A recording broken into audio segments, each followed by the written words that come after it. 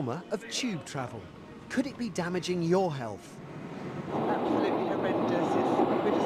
It's worse than cattle in a lorry. Why the Staffordshire Bull Terrier's bark is worse than its bite. They're not born aggressive. You have to make them aggressive. And a passion for fashion. The designer doll makers taking Paris by storm. It's a collection of 7 dolls, and they all post-apocalypse. These girls have found a way to survive as a race, and they collect haute couture.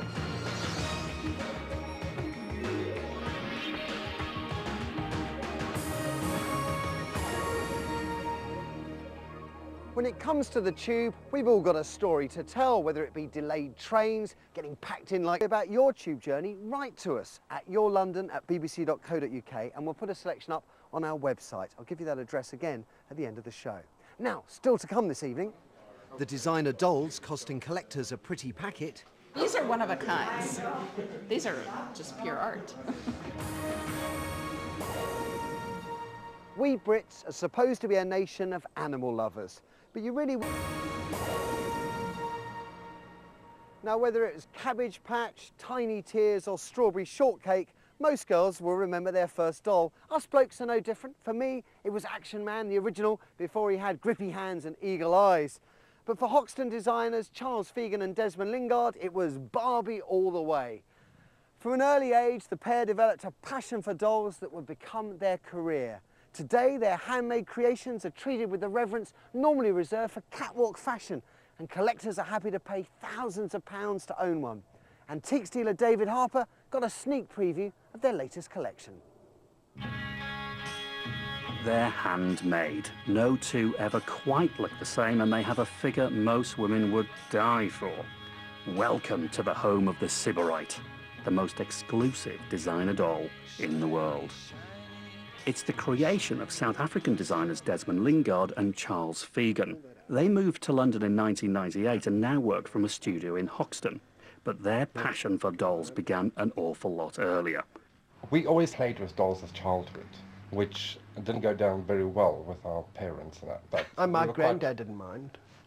His granddad bought him a Barbie when he was 5. And we were always bargain hunting at flea markets and that.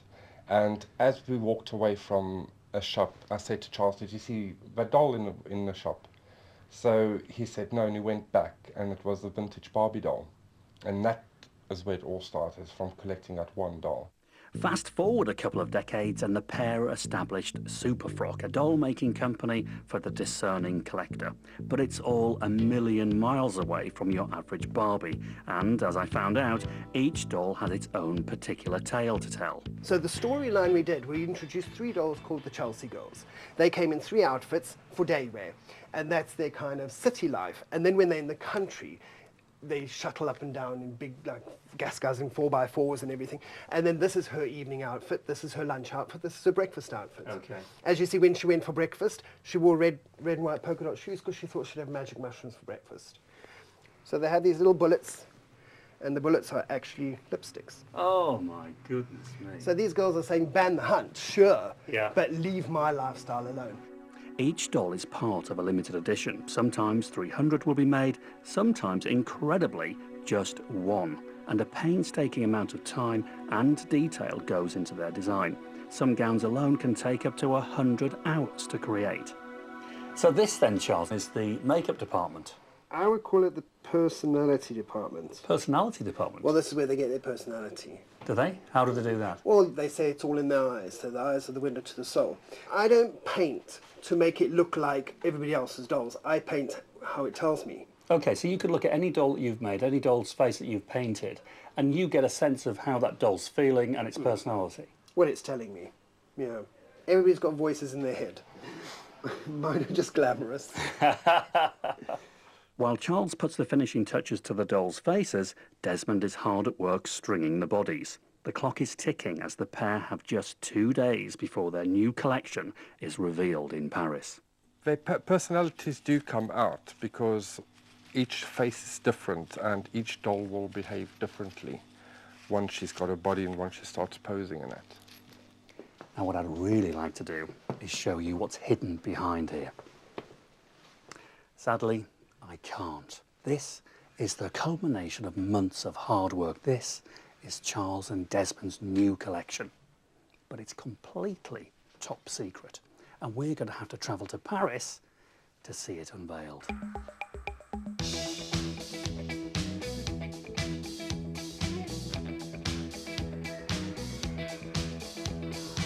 Well, here I am in Paris, and I'm really looking forward to seeing the final collection. But this is no ordinary collection. This is haute couture. We're talking handmade, bespoke, one-off dolls here that take months to create. And amazingly, I've been granted a sneak preview. Most hardcore collectors would die for the chance to glimpse what you're about to see. Wow, Charles, this is it, the big unveiling. Am I the first one to see this? Sure. Show your own preview, David. I'm privileged. So have you got a theme here? It's a collection of 7 dolls, and they all post-apocalypse. There's nothing left on the planet. These girls have found a way to survive as a race, and they collect haute couture. So Even at the end of the world, they... the world will come and go, but there'll always be beautiful gowns. The collectors who can afford to buy bespoke dolls are almost as fascinating as the dolls themselves. But will the controversial post-apocalypse theme meet with their approval? Every time we see them, it's just such a... It's a bit of a shock then to you, isn't it? Because you don't really know what they're going to come up with next. No. But that's part of the anticipation and waiting and talking about it and, you know, just, and then when you see it finally, it was just... Oh my God. Oh, you can change her hair. Well, the thing is, we wanted a doll with a ponytail. You have to see them every day. You just have to see them, you know? And if you don't You see take them... them out and they make you smile. Oh, she is divine. And the glass eyes. We all feel very, very passionate about the dolls, that it's not just a collecting or a visual thing. There's actually an emotional response from us to these girls, and I think that's what makes it so obsessionate or passionate. Well, it's thumbs up from the connoisseurs. Charles now has to pick a good home for each of his fabulous girls. But there's only 7 for sale and 50 potential buyers. It's an emotional decision, and it doesn't just go to the highest bidder. What kind of rigmarole do you have to go through to buy one of these one-of-a-kinds? I hear it's very secretive. Yes, it is. Yes, it is. You have to bowl Charles over. And how do you do that?